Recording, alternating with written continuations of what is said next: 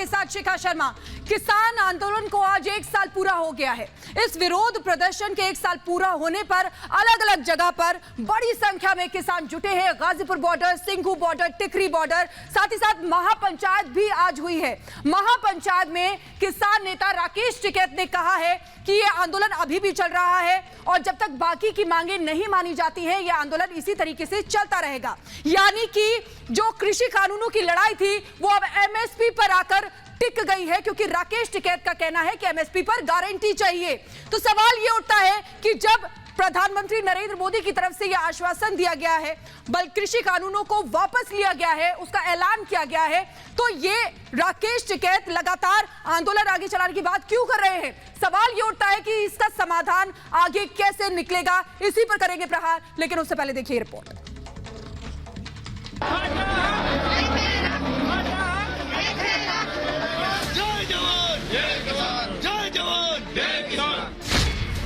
मान गई सरकार, अब क्या चाहें किसान?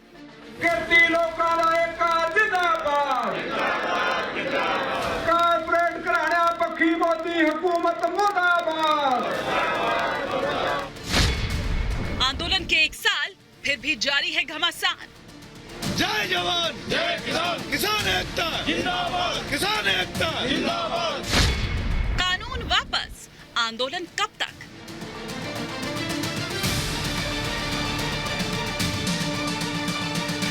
शरारत हो रही है और राजनीति तो अलग बात है, परंतु अब प्रधानमंत्री की अपील के बाद और प्रधानमंत्री जी के कहने के बाद कि हम फॉर्मूला रीअपील कर रहे हैं, कोई कारण नहीं बनता कि अब प्रोटेस्ट जारी रहे। सरकार तो मान गई, लेकिन किसान मानने को तैयार ही नहीं। टिकैत की जिद ने एक बार फिर से दिल्ली बॉर्डर पर बैरिकेडिंग की वापसी करा दी है। सरकार ने भले ही कृषि कानून वापस लेने की प्रक्रिया शुरू कर दी हो, लेकिन किसान अब भी डटे हुए हैं। इनके जो सेशन आ रहा है, इसमें हमारी यही है, हमें एमएसपी दे दे, फसल का रेट मिल जाए, हम अपने आप अपने घरों में जाएंगे। हम इसलिए बैठे हुए हैं कि हम उसको लीगल तौर पे लेके जाएंगे। प्रकाश पर्व के मौके पर पीएम मोदी ने बड़ा फैसला करते हुए तीनों कृषि कानून को वापस लेने का ऐलान किया था। हमने 3 कृषि कानूनों को वापस लेने का, रिपील करने का निर्णय लिया है। पीएम मोदी के इस ऐलान के बाद उम्मीद की जा रही थी कि कृषि कानून के नाम पर आंदोलन कर रहे किसान आंदोलन खत्म कर अपने अपने घरों को वापस लौट जाएंगे, लेकिन ऐसा नहीं हुआ। खुद को किसान नेता बताने वाले राकेश टिकैत एमएसपी समेत 6 और मांगों को आगे रखकर आंदोलन जारी रखने का ऐलान कर चुके थे। अभी 3 कानून वापसी लिए, एमएसपी पे गारंटी का सवाल एक बड़ा है, अभी उसमें भी सरकार बात कर ले। 750 किसान शहीद हो गए, उसके बारे में भी सरकार बातचीत शुरू कर रहा है। जाहिर है राकेश टिकैत ने आंदोलन की आड़ में सियासत चमकाने की पक्की प्लानिंग कर ली है। इसी प्लानिंग के तहत 27 नवंबर को संयुक्त किसान मोर्चा की बैठक होने जा रही है, जिसमें आगे की रणनीति तैयार की जाएगी। लेकिन इसके साथ ट्रैक्टर मार्च निकालने का फैसला कर सुरक्षित व्यवस्था को लेकर बड़ी चुनौती खड़ी कर दी गई है। ये आप देख सकते हैं, यहाँ पर कतार लगनी शुरू हो गई है और ये बताया जा रहा है कि 29 तारीख को दिल्ली कूच किया जाएगा। अभी आप देखिए, जहां तक नजर जाएगी वहां तक ट्रैक्टर बड़ी संख्या में पहुंचते जा रहे हैं और बहुत सारे ट्रैक्टर अभी आने वाले हैं। राकेश टिकैत ने भी साफ कर दिया है कि वो पूरी तैयारी से दिल्ली कूच करेंगे और कानून वापसी के बाद भी एमएसपी को लेकर डटे रहेंगे। 29 नवंबर को किसान संसद की तरफ ट्रैक्टर रैली निकालने वाले हैं। ट्रैक्टर रैली को देखते हुए गाजीपुर बॉर्डर की सुरक्षा बढ़ा दी गई है। लगातार हम सबसे यही अपील करते हैं कि कानून व्यवस्था को बनाए रखना ये हर नागरिक की जिम्मेदारी है और उसमें बनाए रखने के लिए सब लोग पुलिस और प्रशासन का सहयोग करें, किसी भी परिस्थिति में गैर कानूनी कोई भी एक्टिविटी या तरीका न करें। इससे पहले 26 जनवरी को किसानों ने ट्रैक्टर रैली निकाली थी, जिसने राजधानी दिल्ली की कानून व्यवस्था के लिए एक बड़ी चुनौती खड़ी कर दी थी। लेकिन एक बार फिर वैसी ही तैयारी कर राकेश टिकैत ने ये साबित कर दिया है कि उन्हें सुरक्षा के सवालों से कोई लेना देना नहीं। उन्हें तो मतलब है सिर्फ और सिर्फ अपनी सियासत चमकाने से। 29 तारीख को ट्रैक्टर मार्च है, जो 30 ट्रैक्टर जाएंगे, इस बॉर्डर से भी का रास्ता खुला हुआ होगा, तो हम 30 ट्रैक्टरों के साथ में 500 लोग जाएंगे 29 तारीख को। आंदोलन के जरिए आप अपनी बातों को रख सकते हैं, लेकिन राकेश टिकैत आंदोलन को अपना हथियार बना चुके हैं। पहले कृषि कानून और अब एमएसपी समेत 6 मांगों को लेकर किसानों को बरगलाने में जुटे हुए हैं, जिसमें विपक्षी पार्टियों का भी खूब साथ मिल रहा है। जो भी इस देश का भला चाहते हैं, सबने इस आंदोलन का समर्थन किया, सबने दुआएं दी इसकी सफलता के लिए। सभी देशवासियों को मैं बधाई देना चाहता हूँ। प्रधानमंत्री मोदी के ऐलान के बाद कानून वापसी की प्रक्रिया शुरू हो चुकी है।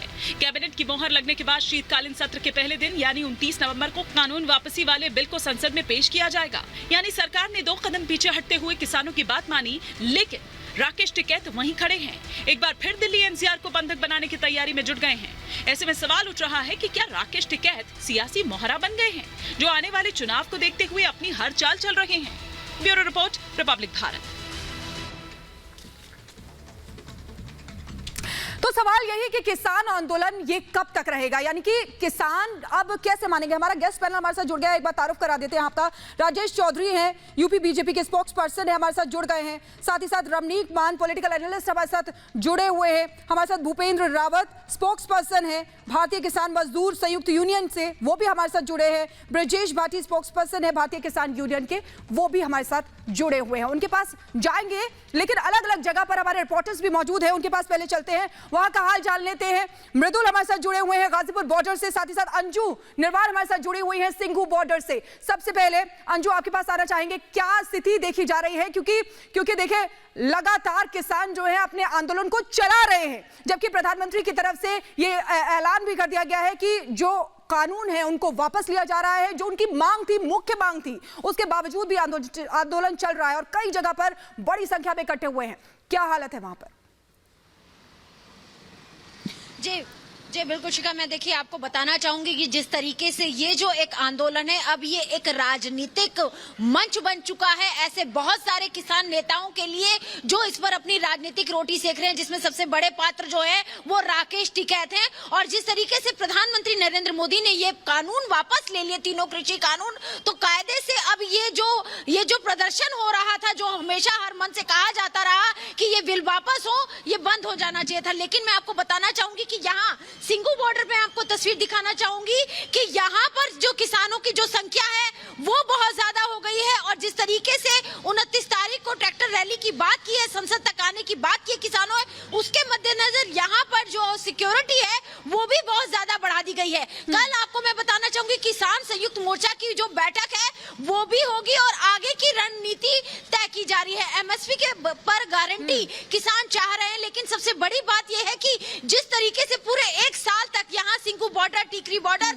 और गाजीपुर बॉर्डर से राजनीति होती रही, पूरी दिल्ली को घेरा बंद करके एक तरीके से राजनीतिक अखाड़ा बनाया गया, उससे कहीं ना कहीं सिर्फ उसका शिकार सिर्फ दिल्ली की जनता होती रही। लेकिन दिल्ली सरकार की ओर से भी इस किसान आंदोलन को समर्थन मिलता रहा। तो यहाँ पर सबसे बड़ा सवाल ये हो जाता है कि इस पूरी राजनीति का, ठीक है, हम देख पा रहे हैं कि कितनी तादाद में वहां पर किसान जुट रहे हैं, जिसकी वजह से सुरक्षा को बढ़ा दिया गया। मृदुल हमारे साथ जुड़े हुए गाजीपुर बॉर्डर से, उनके पास जाएंगे, वहां से हाल लेंगे। मृदुल, वहां पर क्या स्थिति है, क्या कहना है किसानों का? आपकी बात हुई है?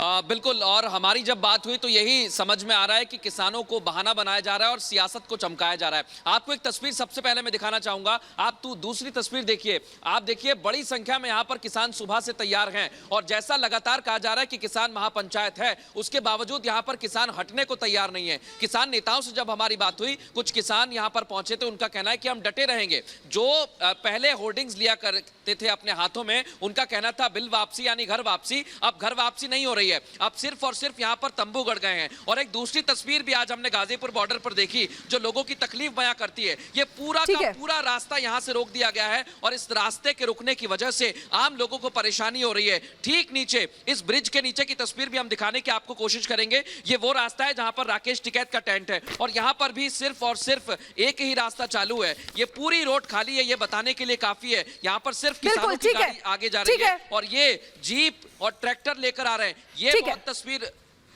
ठीक है मृदुल, बिल्कुल वहां से तस्वीरें हमको दिखा रहे हैं। हमारे गेस्ट भी हमारे साथ जुड़े हुए हैं तमाम, उनके पास भी जाना चाहेंगे, लेकिन जो तमाम मेहमान हैं उनको भी हम बता देते हैं कि क्या यानी कि कब क्या हुआ है, ये एक बार हम सभी को बता देते हैं, किस तरीके से और कैसे इस आंदोलन की शुरुआत हुई और कैसे ये आगे बढ़ा और कब इसको वापसी का ऐलान भी हुआ है। तो एक बार ग्राफिक्स के जरिए अपने दर्शकों को भी बता दें और साथ ही साथ जो मेहमान जुड़े हों उनके पास भी जाएंगे, लेकिन उससे पहले उनको भी दिखा दें कि कब क्या हुआ है ग्राफिक्स के जरिए।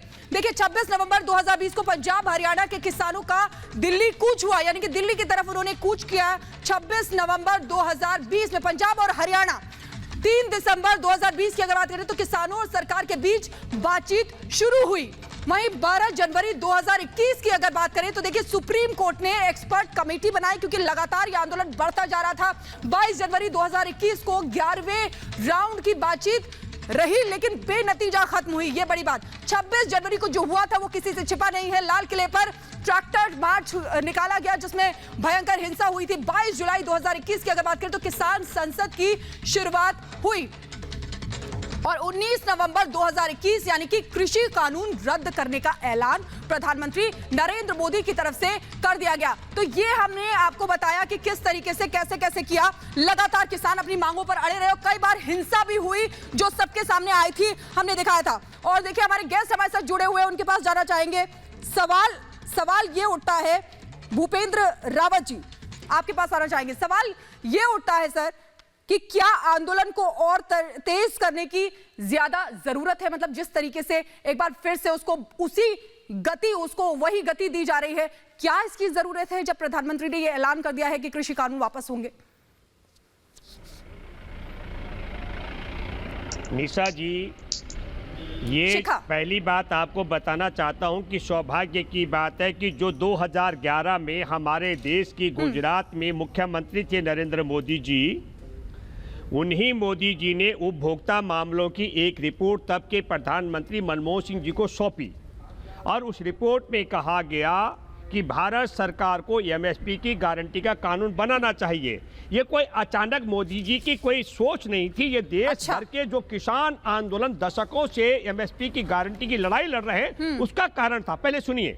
दूसरी बात है कि प्रधानमंत्री बनने के बाद अपनी रिपोर्ट को लागू करने की बजाय आप 3 काले कानून लेकर आए कोरोना काल में। सर एक सेकंड बोलने दीजिए, उन्हें अपनी बात खत्म करने दीजिए प्लीज। बोले सर, बोले। आप पहले सुनिए। बोलिए। 3 काले कानून कोरोना काल में निशा उस समय आए जब मोदी भी ताले में बंद थे। और मैं फिर ये कहना चाहता हूं कि 750 किसानों की शहादत के बाद, लखीमपुर में किसानों के नरसंहार के बाद हमारे देश में आप समझ लो, क्या नरेंद्र मोदी इसीलिए इस कानून को लेकर आए थे? हमारे किसानों ने क्या क्या नहीं झेला। ठीक है। हमारे किसानों ने पानी की तोप की बौछारें झेली, गोले झेले, पुलिस की लाठियां झेली। ठीक है। अरे सुनिए, ओलावृष्टि, कड़की ठंड, तपती गर्मी, भूख और प्यास और बिजली काटी गई थी, ये सब झेला है। अभी वापसी का ऐलान हो गया ना सर? नहीं किया। ठीक है। एक पहले सुनो, एक बात पहले नहीं एक तो तरीके से बात करिए। नहीं की लड़ाई तरीके से बात करिए। हाँ। नरेंद्र मोदी 3 काले कानून बाद में लेकर आया। जी एक सेकेंड, तरीके से आप बात करिए। देखिए आपको रखने का अपनी बात मौका दे रही हूं तो आप थोड़ा सा संयम से बात कीजिए और तरीके से बात कीजिए। एक सेकेंड, आपके पास वापस आएंगे। राजेश चौधरी स्पोक्स पर्सन है बीजेपी के पास जुड़े हुए। एक सेकेंड राजेश चौधरी जी, इनका कहना है कि बाकायदा जो मांगे हैं इनकी उनको माना जाए तभी आंदोलन खत्म करेंगे, जो बाकी की मांगे हैं उनको भी माना जाए। क्या कह रहे हैं? देखिए, ये राजनीतिक दलों के हाथों में खेल रहे हैं। सबसे पहले इनकी मांग थी कि इन कानूनों को वापस लिया जाए। कानून वापस हो गए और पहले से चिल्ला करके कहते हैं कि कानून वापस हो जाएगा तो हम स्वयं वापस चले जाएंगे। अब इनकी समस्या काले कानून नहीं है, इनकी समस्या है चुनाव। उत्तर प्रदेश के अंदर चुनाव हो रहा है, पंजाब के अंदर चुनाव हो रहा है और जिन राजनीतिक दलों से ये लोग मदद लेते हैं उनकी क्या जवाबदेही होगी? केवल राजनीति कर रहे हैं, जहां से इनको आर्थिक मदद मिलती है चुनाव का, इसका आंदोलन का संचालन तो वो लोग कर रहे हैं, ये नहीं कर रहे। मोदी जी ने स्पष्ट रूप से कहा, देश के सामने आकर के कहा कि हम कमेटी का गठन कर रहे हैं, एमएसपी पे जो रिपोर्ट कमेटी की आई तो हम लागू करेंगे। उसके बाद ये निशा इनसे बोलो, सुनो निशा इनसे बोलो, ये अपनी सुनो और इनके अंदर बात करने का सलीका। एक सेकंड भूपेंद्र जी, उनको बात रखने दीजिए। आपने अपनी बात कह ली ना, अब उनको बोलने दीजिए। बारे में ऐसे आरोप तो लगे यार, क्या क्या नहीं बोला गया। खालिस्तानी, माओवादी, पाकिस्तान पोषित। प्रधानमंत्री ने कहा हमारे को आंदोलन जीवी परजीवी बोला। एक सेकंड उनकी बात सुन लेने दीजिए सर। यूके के अंदर वहाँ पर आंदोलन की रूपरेखा बन रही है। वहाँ पर कह रहे हैं हम आंदोलन करेंगे विदेशों में जाकर के।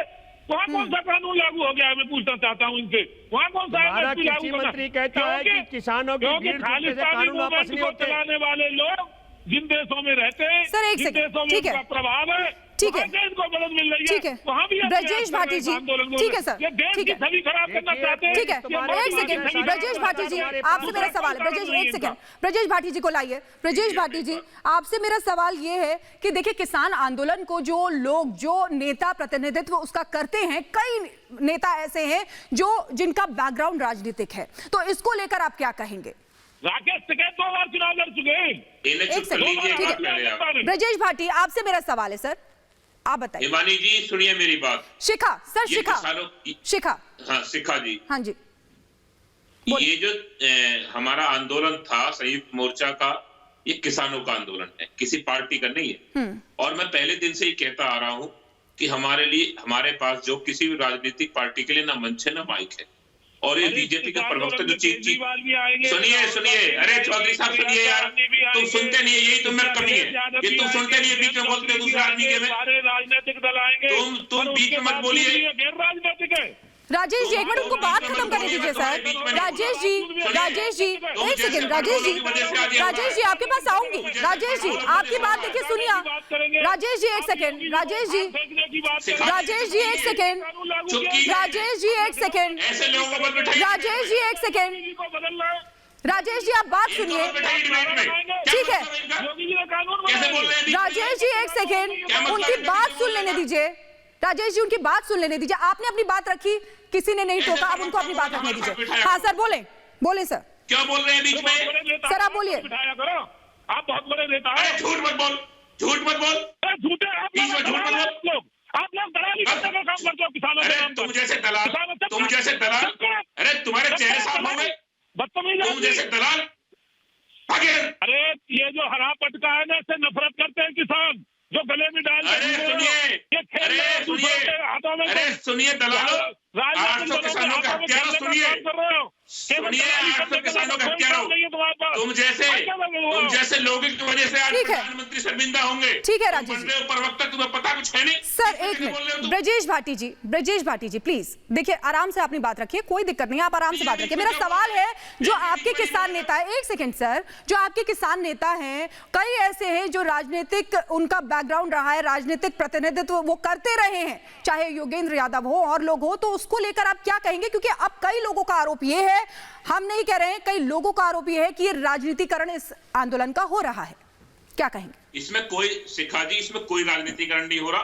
हमने माननीय प्रधानमंत्री जी की पहल को स्वागत किया है और हम एमएसपी की मांग पिछले 15 साल से कर रहे हैं, कोई आज नई मांग नहीं है। और जिस दिन हम दिल्ली के बॉर्डर्स पे आए थे, हमने ये कहा था काले कानून जो हमें मांगे नहीं थे, जो हम पर थोपे गए थे, कि ये कानून वापिस, और जिसकी हम मांग कर रहे थे एमएसपी, वो एमएसपी मिल जाए, किसान अपने घर चला जाएगा। इसमें राजनीति करने नहीं आया कोई। ये जो किसान एक साल तो वापस ले लिया ना सर, हो गए, ये वापस हो गए ना। सांसद विधायक गृह मंत्री बनने के लिए नहीं बैठे यार। नहीं ठीक है, वापस हो गए जब प्रधानमंत्री ने ये अपील की। एक सेकंड सर, प्रधानमंत्री ने अपील की कि अब जो किसान बैठे हुए हैं बॉर्डर्स पर, वो वापस चले जाएं। कृषि कानून को वापस लेने की मांग थी, उनको वापस लेने का ऐलान कर दिया गया, तो अब वापस क्यों नहीं जा रहे? उस आंदोलन को और धार देने की जरूरत क्या है? धार देने की शिखा जी, इसमें कोई बात नहीं है। ये हमारे सब जो प्रोग्राम है पहले से नियोजित है, उन प्रोग्रामों को करेंगे। हमने कहा है कि एमएसपी कानून बन जाए और जो मांगे उस पर कमेटी बन जाए, किसान बात करेगा, घर चला जाएगा। ठीक है रमनीक मान, राजनीति नहीं कर रहा, कोई चुनाव नहीं लड़ रहा इसमें। ठीक है रमनीक मान हमारे साथ जुड़े हुए हैं। रमनीक मान जी क्या कहेंगे? देखिए लड़ाई शुरू हुई थी कृषि कानूनों को वापस लेने की, लेकिन अब एमएसपी पर आकर टिक गई है, यानी कि अभी आंदोलन को और धार दी जा रही है। क्यों दी जा रही है इतनी धार, ये समझ में नहीं आ रहा है। किसान महापंचायत में राकेश टिकैत कह रहे हैं कि आंदोलन अभी भी चल रहा है, कब तक चलेगा, ये कब खत्म होगा? शिखा जी ऐसा है कि इस बात के अंदर कोई दो राय नहीं है कि ये आंदोलन जब से शुरू हुआ तब से लेके अब तक ये विशुद्ध रूप से एक राजनीतिक आंदोलन की शक्ल ले चुका है। जहाँ तक बात है राकेश टिकैत जी की, जहाँ तक बात है गुरनाम सिंह चरूनी जी की, जहाँ तक बात है योगेंद्र यादव जी की, जहाँ तक बात है डॉक्टर दर्शन पाल जी की, मैं आपको बता देना चाहता हूँ वाज़े तौर पे राकेश टिकैत जी चुनाव लड़ चुके हैं, गुरनाम चरूनी जी की पत्नी वो चुनाव लड़ चुकी हैं, योगेंद्र यादव जी खुद चुनाव लड़ चुके हैं, और इन सब के अलावा डॉक्टर दर्शन पाल जो है वो नॉन कम्युनिस्ट हैं।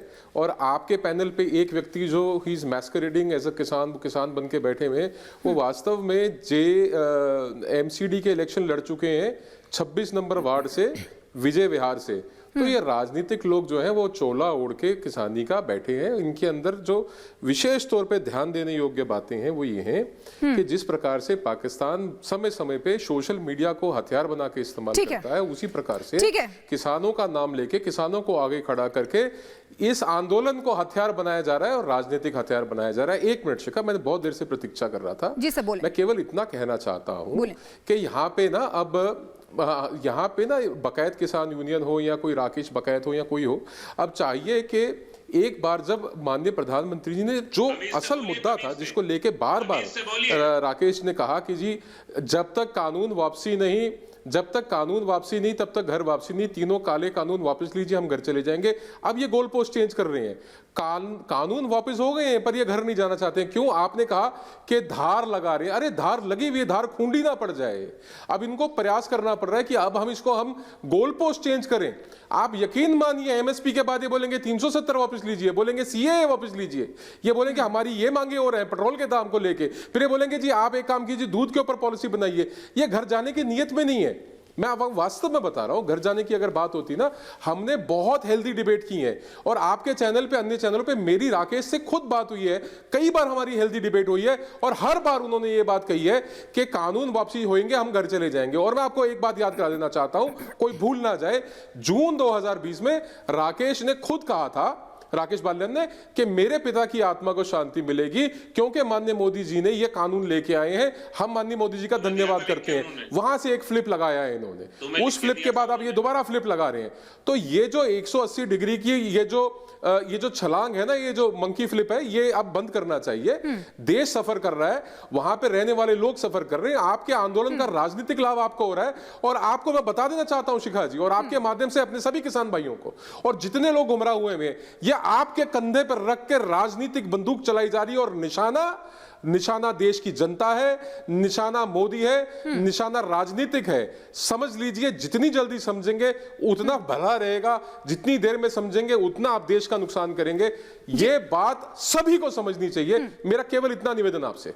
बिल्कुल बिल्कुल। देखिए ब्रजेश भाटी जी, आप सुन रहे हैं, यहाँ पर कहा जा रहा है कि बीजेपी को खासतौर पर टारगेट किया जा रहा है। आपसे मेरा ये सवाल रहेगा, लेकिन उससे पहले हम अपने दर्शकों को बता दें कि किन क्या मांगे हैं जिन पर आंदोलन हो रहा है, यानी कि अभी भी आंदोलन जारी है।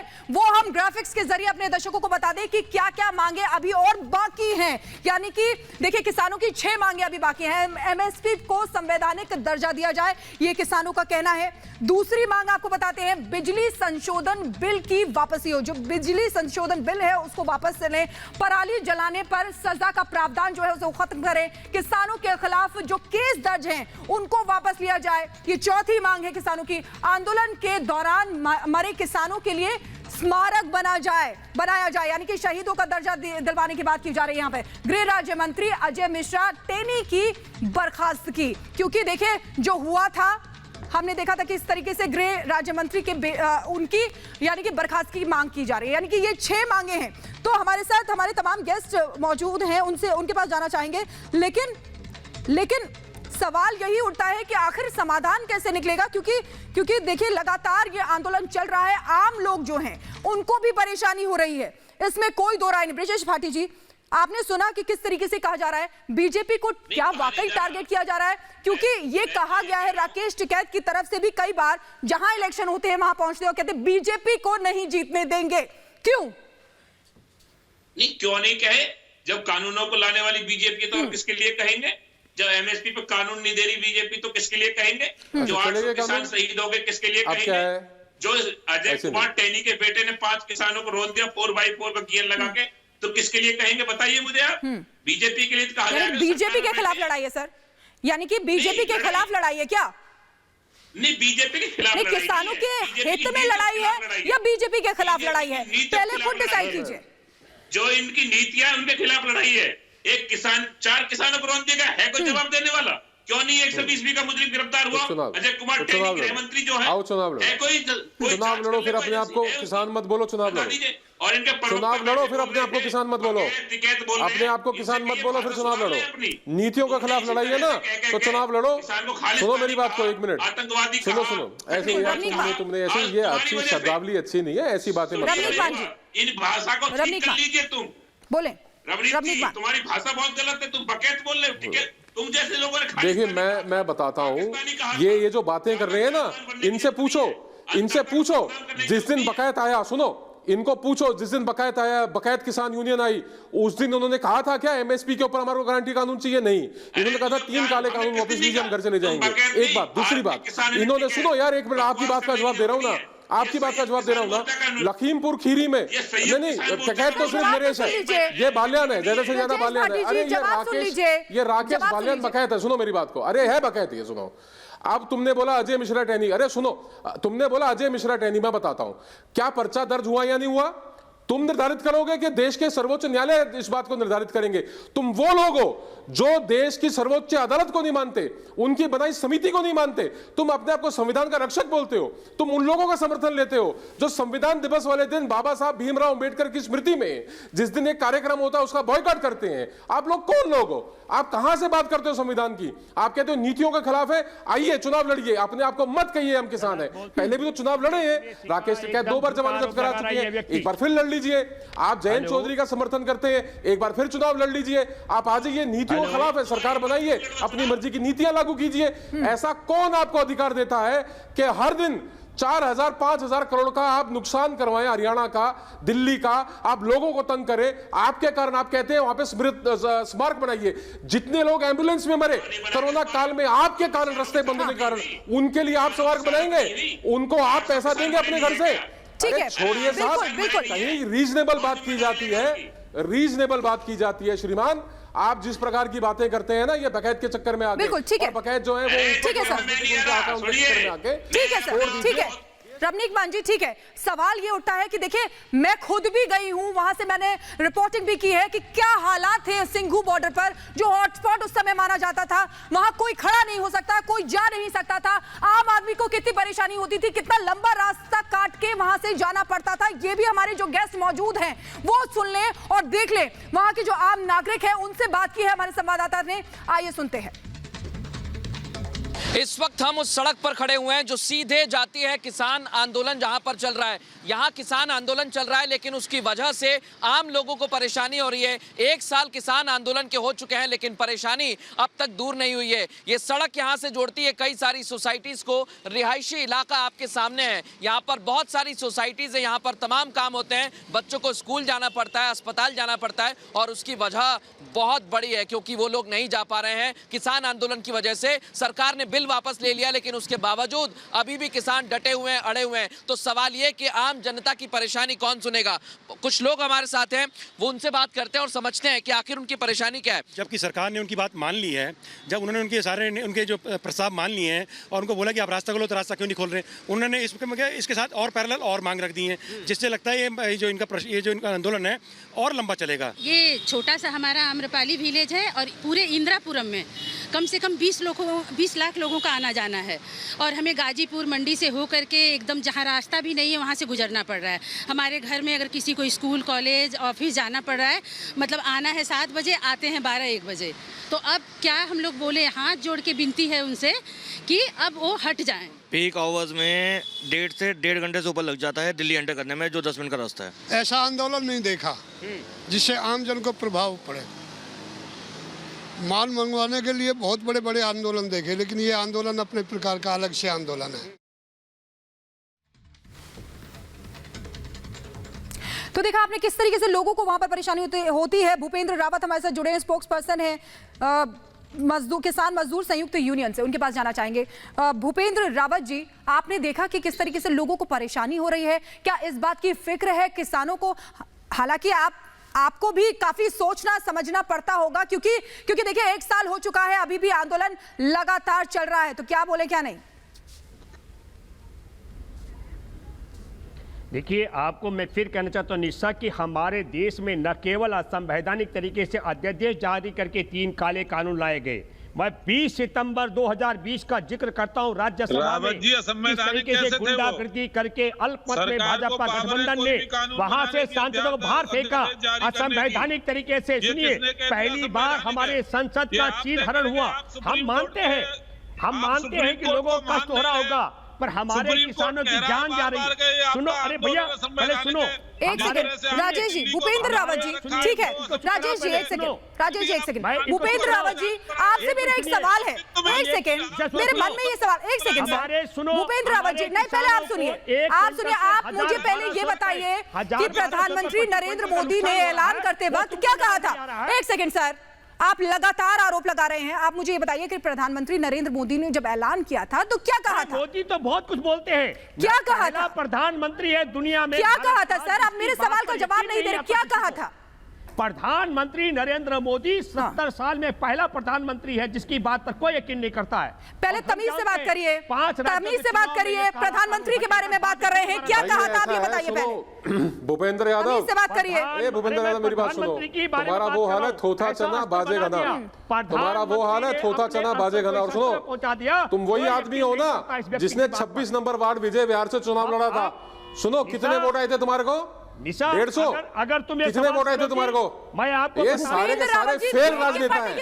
ये राकेश बकैत, ये भूपेंद्र रावत, गुरनाम चंद्रनी, योगेंद्र यादव, सब फेल राजनेता हैं। सब फेल राजनेता। भूपेंद्र रावत जी जो नोट लिख कर लाए हैं ना, बार बार देख के पढ़ने की जरूरत नहीं है, देख के पढ़ने की जरूरत नहीं है, ना बताने की जरूरत है, इसीलिए आपसे जो सवाल किया जा रहा है उसका जवाब दीजिए। भाई मैं तो मैडम तुम्हारा एक मिनट सुनो, हेलो, ये तुम्हारा मैं दिखा दूं क्योंकि तुम्हारा नेटवर्क कई बार कमजोर हो रहा है। सुनो, तुम्हारी आवाज डिस्टर्ब कर रही है, इसलिए मैं थोड़ा नीचे सुन करके बोल रहा हूं। बात का जवाब दो ना यार, मैं तुम्हारे से क्या पूछ रहा हूं। मैं एक बात कहना चाहता हूं, क्या प्रधानमंत्री ने कहा कोई नहीं देश के प्रधानमंत्री के बारे में गांव बसा दिया, देश के प्रधानमंत्री के बारे में बदतमीजी से बात करते हो। अधिकार क्या है तुम्हारे पास? अधिकार क्या है तुम्हारे पास देश के प्रधानमंत्री के बारे में बदतमीजी से बात करने की? क्या अधिकार है तुम्हारे पास? तमीज से बात करो, बात अपनी रख दी, अपना पक्ष ठीक से रखो। 3 काले कानून तुम कहते थे ना, तथाकथित 3 काले कानून हो गए ना वापस, हो गए ना वापस। अब किस बात का तुम्हारे को मनाना बताओ? कोई नई मांगे, तुम कहते हो कि गलत नीतियां हैं, चुनाव लड़ो, तुम भी तो लड़े चुनाव, इनको लड़ा लो चुनाव, आ जाओ, दिक्कत क्या है? मेन स्ट्रीम में आओ ना, ये आंदोलन को हथियार बना रहे हो तुम, राजनेताओं के हाथों में इस्तेमाल हो रहे। मेरा निवेदन है भाई आपसे भी, भूपेंद्र यादव जी, और मेरा उन तमाम भाइयों से निवेदन है, ये हाथ जोड़े, ये कोनियों तक हाथ जोड़े, करबद्ध प्रार्थना है भाई कि छोड़ दो, ये सब तुम्हारे को इस्तेमाल कर रहे हैं। कोई हतेशी नहीं है, कोई तुम्हारा हक नहीं चाहता। जो सरकार तुम्हारा हक चाहती थी उसके खिलाफ आंदोलन खड़ा कर लिया। बिल्कुल ठीक है सर, ब्रजेश भाटी जी, और फिर उसी प्रधानमंत्री को गाली दो जो बहुत संक्षिप्त है। ठीक है सर, सुनो शिखा, सुनो, 45 लाख करोड़ रुपए का नुकसान हुआ 2000 से लेकर 2016 तक हमारे किसानों का एमएसपी न मिलने पर, उसकी भरपाई कौन करेगा? नहीं ठीक है, आज सर एक सेकेंड, आप कह रहे हैं वो वाली मांगे, पहले आपकी कोई और मांगे थी, अब आप और मांगे करने लगे, जो गृह राज्य मंत्री है उनके इस्तीफे की मांग करने लगे, अब ये मांगे पूरी कर दी जाएंगी तो आप और नई मांगे निकाल के ले आएंगे। सवाल तो ये है ना कि गारंटी क्या है। फिलहाल आप सभी का जुड़ने के लिए बहुत बहुत शुक्रिया, मेरे पास समय इतना ही था, लेकिन सवाल ये है कि इसकी गारंटी क्या रहेगी कि ये किसान आंदोलन कब बंद किया जाएगा और कैसे बंद किया जाएगा, कैसे इसका समाधान निकलेगा। बहुत बहुत शुक्रिया।